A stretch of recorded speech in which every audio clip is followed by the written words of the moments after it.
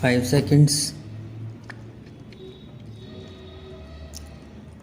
Sir, concern has been voiced in the report on the threat from the sea, that is the Indian Ocean. It is obvious that old colonial countries and those who have a little handover that outlook have not forgotten the showing of the flag through the old gun boat diplomacy, or now in modern parlance called force diplomacy, especially the superpowers who tend to interact into local disputes and get opportunities for intervention in such matters. No presence of any external powers is what we stand for this, and this is what our aim should be. But together with this, we should not neglect the littoral states of the Indian Ocean. 4 of these littoral states have got a very modern, well-developed submarine arm. 7 of them have got the latest guided missiles, and one of them has made a very big base right next to the neighbor in the west into the Indian Ocean, which looks meaningfully. I am saying this because we should not be caught up in the Diego Garcia affairs, but we should view the whole situation with more practicality. The only way to solve this problem in time to come is to build up our own naval power. In respect of that, I feel in the last few years there has been a little trend of rethinking in the building up of our naval power. But even today, with the allotment to the Navy being only about rupees 175 crores, the ratio of the budget of the Navy is still within 10% of the entire defense budget. Modern countries having a navy worth the name are spending at least 1/3 of their defense budget on the navy. Whatever constraints hold us from doing so is best for the minister to look into. But my plea would be that the Navy deserves much greater attention than it has so far received. I must compliment the Navy for its fine turnout, as I had the privilege of viewing the Naval Review recently held in Bombay, and it certainly was a stirring sight to see the Navy and all its ships displaying very good morale.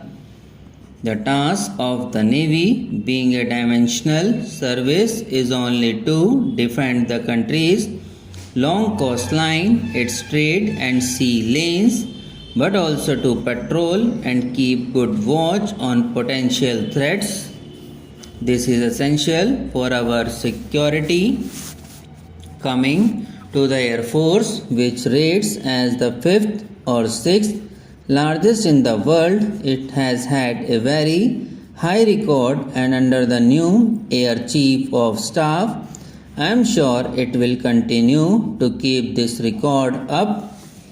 But there are 2 main deficiencies which have been felt for long and debated in this house also. One is the deficiency in the strike arm. We do not have a proper plan to do this job. Whatever we have are pretty old.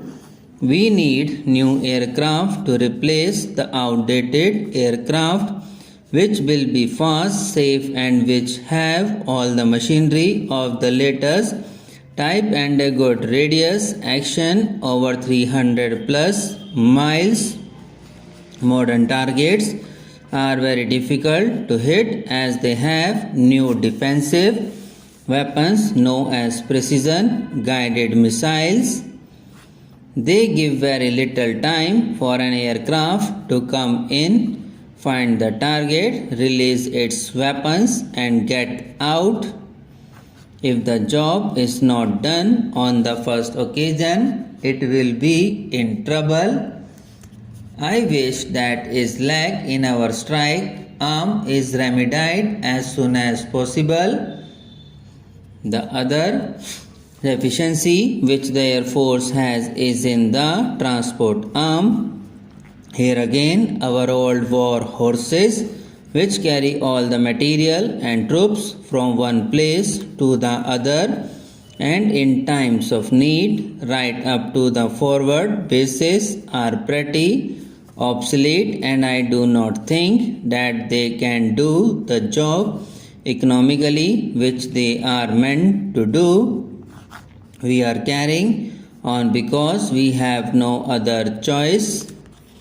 Together with this, the augmentation of the helicopter force is also necessary. The modern world is using helicopter force in anti-tank roles, in ground support roles, and in the normal rescue and relief operations for which we use them already. We have to use such air mobile formations based on helicopters, which is very important as demonstrated in the 1975 war.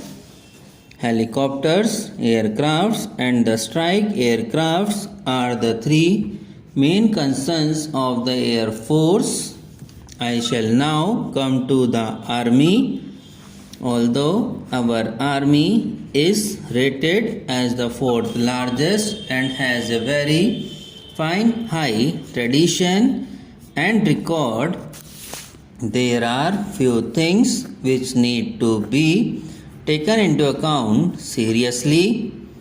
The new concept of using task forces, using armor, guided missiles and helicopters in an integrated manner is the thing that makes a devastating dent in any attacking force, and this concept has to be seriously used and perfected. Therefore, I would like to say that the Army needs to have all these things taken into consideration very seriously. Sir, concern has been voiced in the report on the threat from the sea, that is the Indian Ocean. It is so obvious that old colonial countries and those who have a little handover that outlook have not forgotten. Subscribe now and press the bell icon. Never miss an update.